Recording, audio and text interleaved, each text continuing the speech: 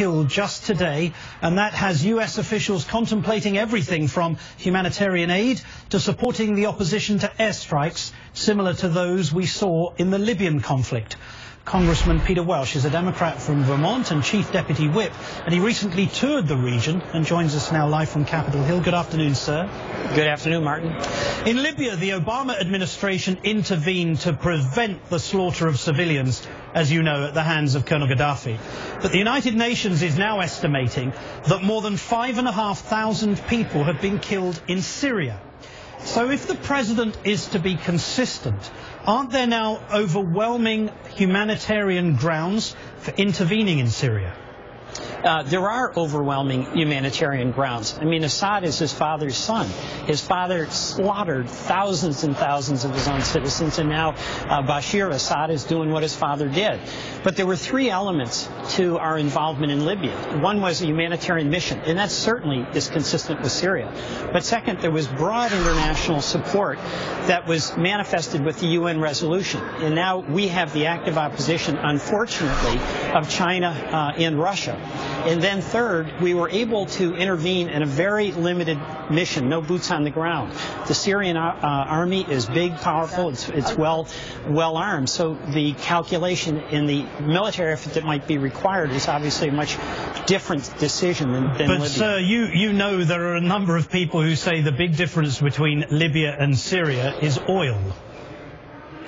Well, people say that, but I actually think that there's just horror at what is happening to Syrian citizens. And I think what motivates everybody here in the European Union and some of the Arab League is trying to put an end to this spectacle, this horrendous situation of a government literally unleashing cannons and machine guns on innocent women, children, and men. I mean, that's just horrible. So it's the humanitarian issue that really is, I think, what's pushing this. But we don't have the international support. And right now, it doesn't look like it could be the limited kind of mission that we had in Libya. So those are sobering realities, painful as it is to acknowledge.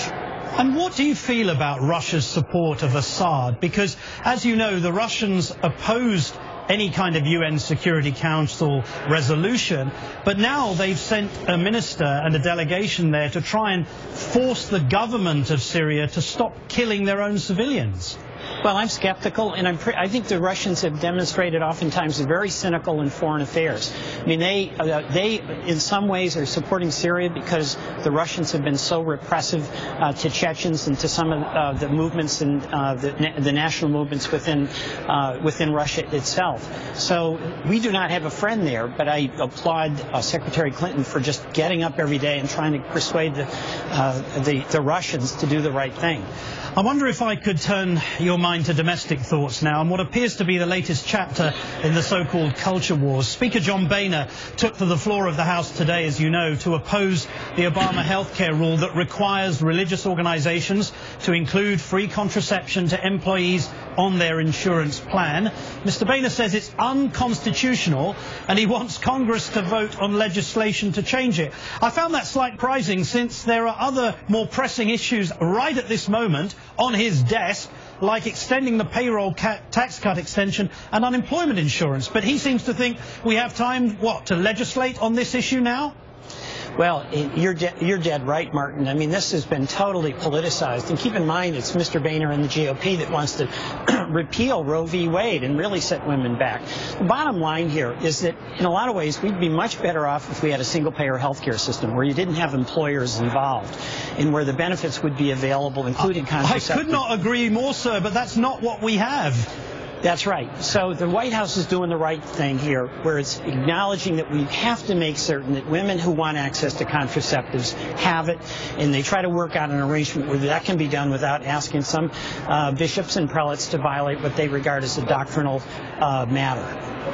Congressman Peter Welch from Vermont, thanks so much. Thank you. Coming up, Dylan Radigan takes